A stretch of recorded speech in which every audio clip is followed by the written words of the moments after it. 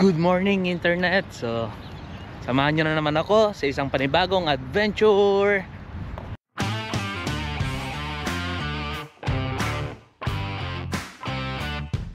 Good morning internet. So ngayong araw na to, maglalakad-lakad lang ako dito sa gilid ng Tel Aviv Beach. Yan. Ang ginaw dito. Ang daming mga nagwo-walking, walking and running, jogging, I mean. So yun, ang ginaw. The best, ang ganda rito. Ang ganda ng view ng dagat dito tuwing umaga. Pero sa hapon mas maganda kasi makikita mo talaga yung sunset.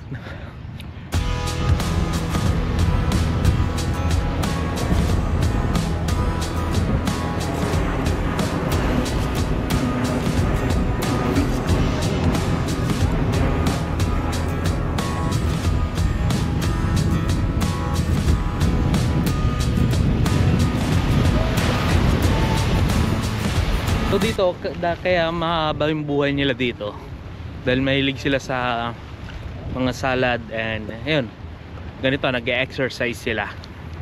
Pero syempre hindi naman lahat ganun. So hindi pa ako nagbe-breakfast, pero mga alas 9 na ata or alas 10. So nag-check out ako ng maaga. Pero din sa hotel pwede mong iwan yung gamit mo and balikan mo na lang pagka ready ka na talagang umalis. Pero sa room mo, kailangan mo na talagang mag-check out ng 11. So ako, napaaga yung check out ko dahil gusto ko pa muna maglakad-lakad and tingin-tingin lang kung ano meron dito. So lalakarin ko mula dito sa hotel hanggang sa may Tel Aviv Fort. So iba yung Jaffa Fort, iba rin yung Tel Aviv Fort. So ang nakalagay kasi sa mapa is almost 1 hour na maglalakad ako.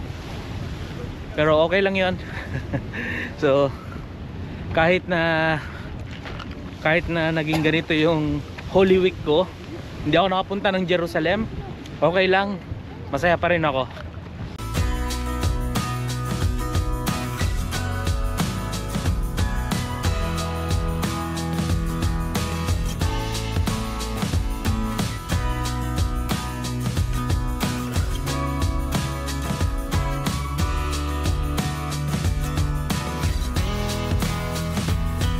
So napagod ako sa kakalakad.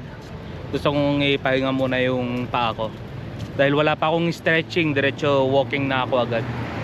So mas maganda kasi dapat nag-stretching ka muna bago ka mag long walk or jogging or ano man na exercise.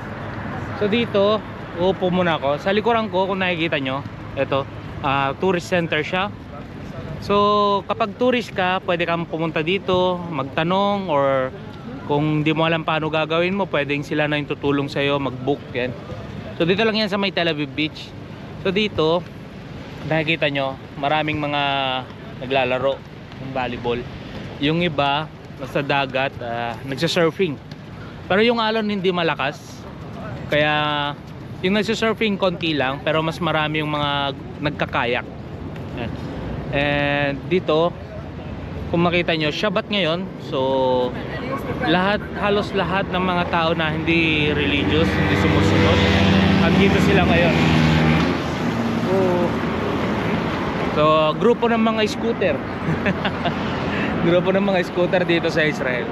So nandito sila ngayon, yung mga hindi sumusunod. Kasi pag punta mo ng Jerusalem or kahit saang mga religious na places, lahat talaga wala kang makitang ganito, walang nagdadrive, walang masyadong naglalakad.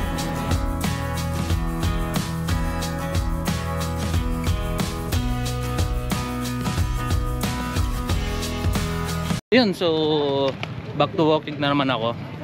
And ngayong araw na to, di ko lang bakit, pero nagkalat ang mga pulis.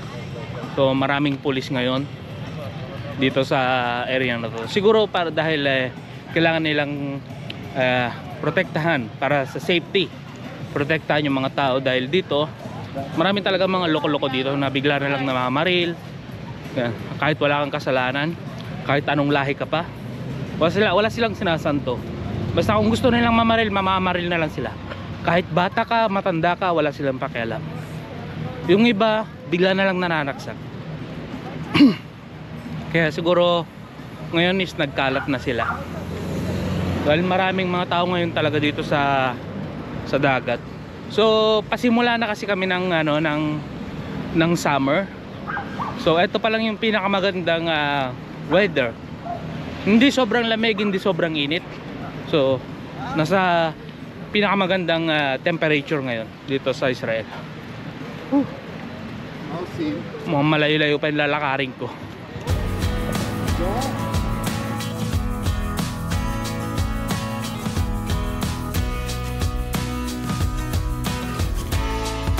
So nakaramdam ako ng uhaw. So hindi na ako bibili ng tubig dahil may free fountain naman sila dito. Yeah.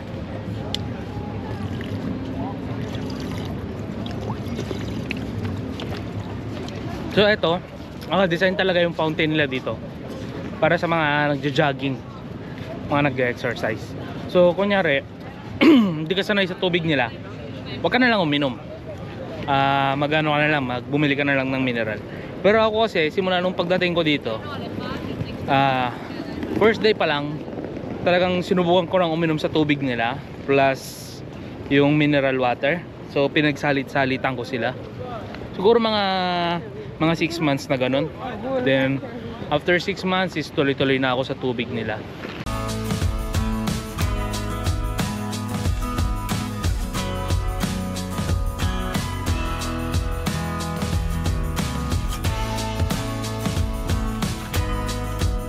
And so andito na ako sa Jaffa Port. So may nakita ko dito, meron din pala silang mga swimming pool. Yan. Siguro itong swimming pool para sa mga ayaw sa dagat. And marami din tao. Tapos may ano siya, may gate. Siguro may entrance. Bawal basta-basta pumasok. So, hindi ko alam kung ano makikita ko dito sa Jaffa Port. Ang nakikita ko lang mga nakaparadang mga tawag dito, mga yate. Yan. Dito meron din silang area na kung saan gusto mo mag-practice ng swimming. So ito siya.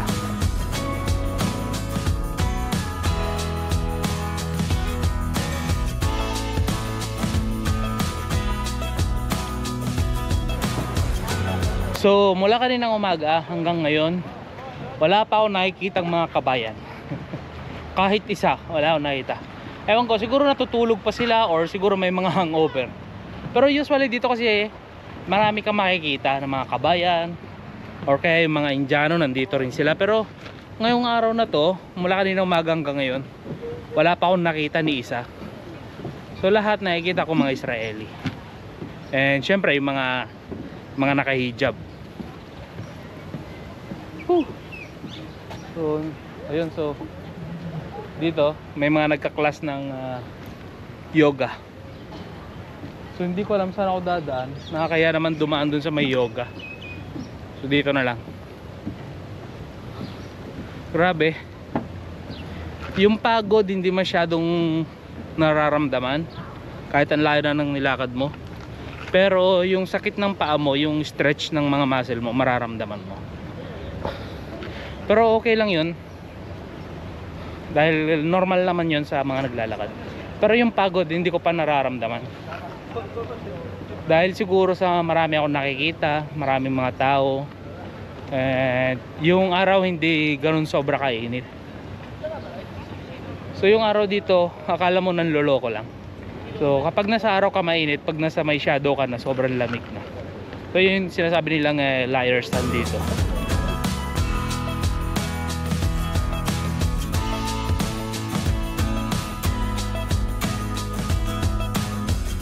Okay, so yung lugar nila dito, meron ding mga bundok.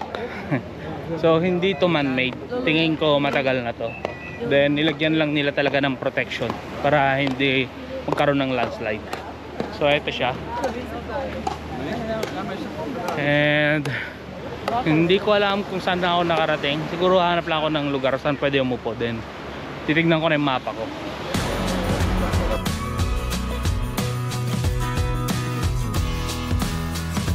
Okay, so kung nakita nyo, ang dagat dito sa Israel ay libre.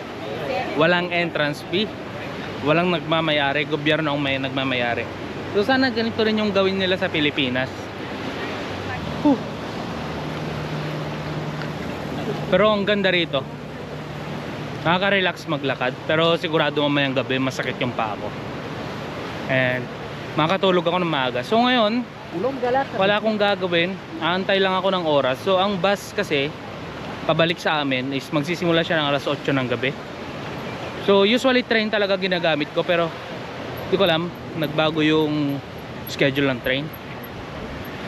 And nagsimula siya ng alas 10 na ng gabi. Dati alas 8.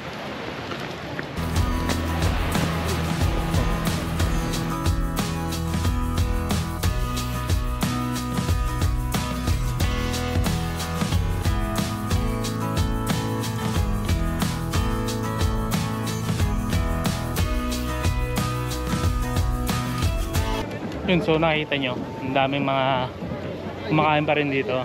Ay, di. So yun, may kumakaway, akala nila nasa kanilang harapan yung camera, pero nakaharap sa akin yung camera. Gahanap ako nung saan ako pwedeng kumain dahil nakakaramdam na ako ng gutom, pero wala akong makita kung saan yung gusto kong kumain. Pero tuloy-tuloy lang sa paglalakad.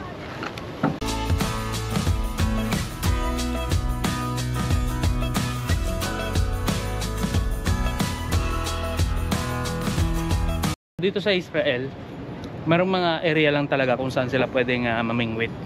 So yung iba, dito sila. And yung iba, dito sila sa malalakas ang alon.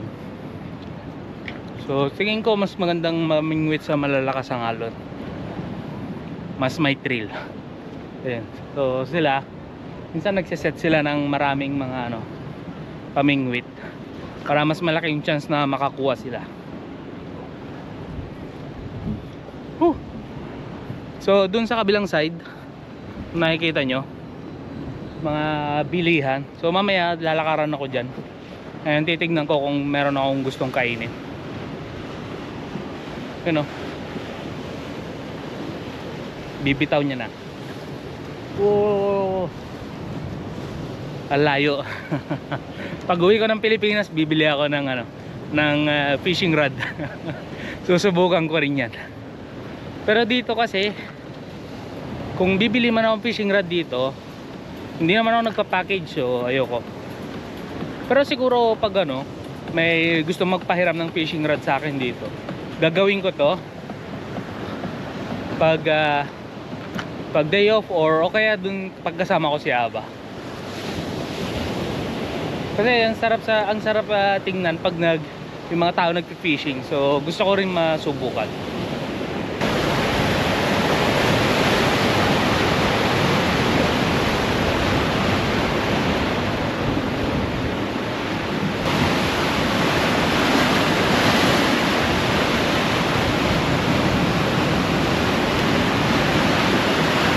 So may nakita ako dito, restaurant. Sarap sana kumain kasi nagtitinda sila ng mga inihaw na isda.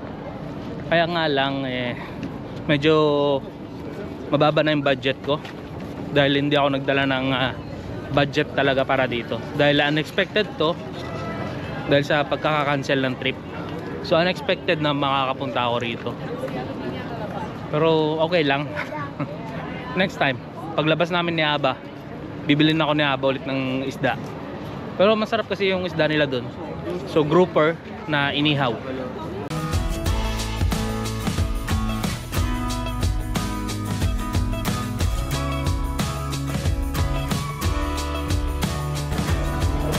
Okay, so dito may nakita ko mga street foods. Yan.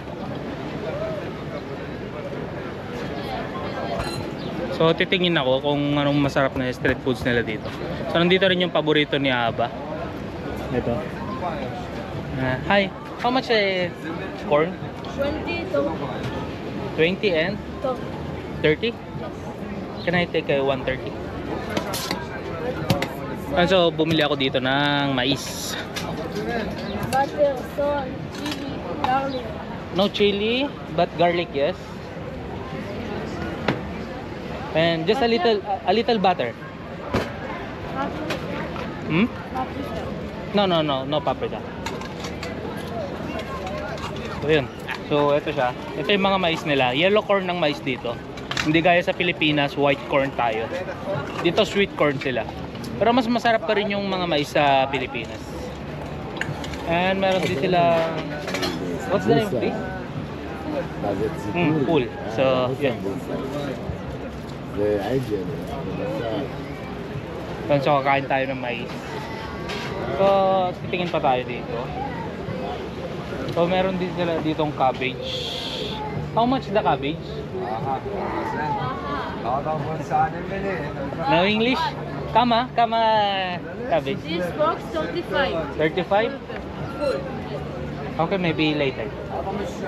Yun, so dito yung mga paborito ni Aba. So nahiya yung lalaki sa akin dahil sila nagsasalita ng English. So next is titingin pa ako kung ano meron. Oh, ito meron din dito.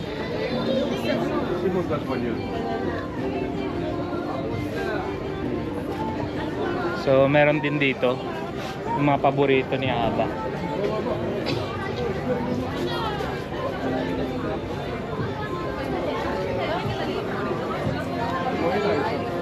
And meron din dito mga hotdog. Pero ito lang, mais lang nagustuhan ko talaga. Next is sa harap na lang ako siguro ng upuan. Hi, can I sit here? Thank you. So yun, so nagtitinginan nila ako. Yung iba nakatapangiti. So bahala sila. Nung in-approach ko siya, tinanong ko kung magkano to. Bigla siyang umatras. Sabi niya, hindi siya marunong sa English. Yan. So nung inibro ko, sabi ko kama. Wala na, nahiya na siya. Kaya yung babae yung nagbenta sa akin, siya na lang yung nakipag-usap. So ngayon kakain na muna tayo.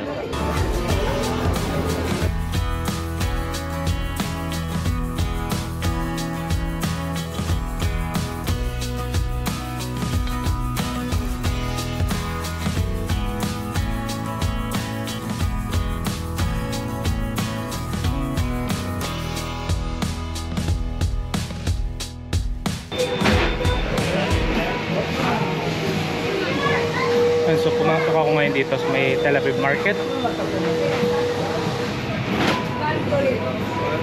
So maliit lang yung market nila dito. So meron din sila mga maraming cheese. So natapos na ako kumain ng mais. Ano pa bang meron dito? So ngayon ko lang pinasok tong market na to. Ay mga gulay, lahat. So dito yung mga paborito niya pa na pagkain. Ano pa ba? So medyo nag-ano yung mais dito sa lalamunan ko. So ito, ano to? Dumplings. So meron din sila dito mga dumplings. Pero ayoko mag-dumplings. So medyo nagugutom pa ako. Hindi sumapat yung 30 shekel na mais. So ito meron sa ditong chicken crispy. Ayan. Pero hindi ko alam kung masarap to. And hindi ko alam kung magkano. Pero sa kanila mamaya. I tingin ko close ata sila. Ayan, so open. Yun, so nakita ko na yung I love Tel Aviv nila dito. So first time ko lang. So dito may nakita na ako mga Pilipino. And si Ating Kabaro nagtutulak ng upuan.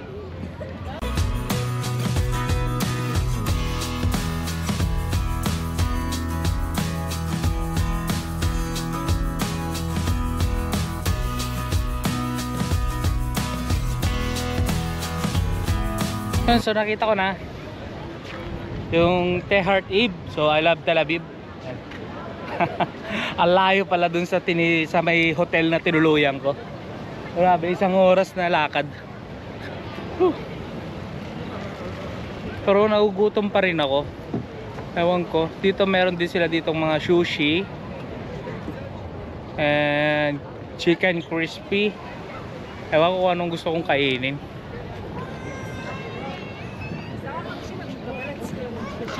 So kung magkakain ako ngayon, so siguro mag-stay muna ako dito ng medyo matagal-tagal. Kasi ang hirap maglakad ng 1 oras ulit pabalik.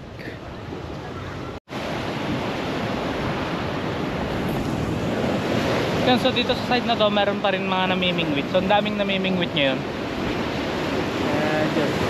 So, lumayo sa pwesto si Manong.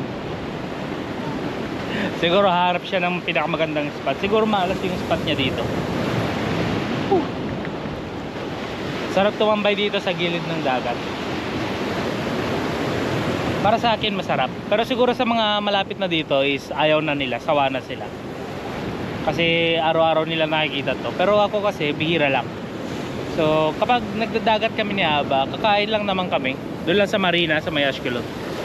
So kakaiba pa rin yung dito sa Tel Aviv. Kasi nandito lahat yung mga tao.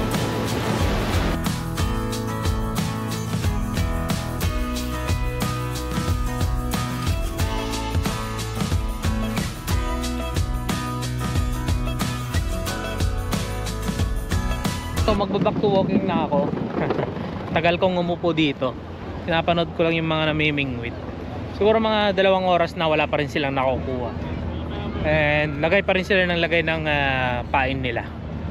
So yun, papaalam na ako dito sa I Love Tel Aviv. And bago ko tapusin ang video na to, so please like, share and subscribe. Hanggang sa muli.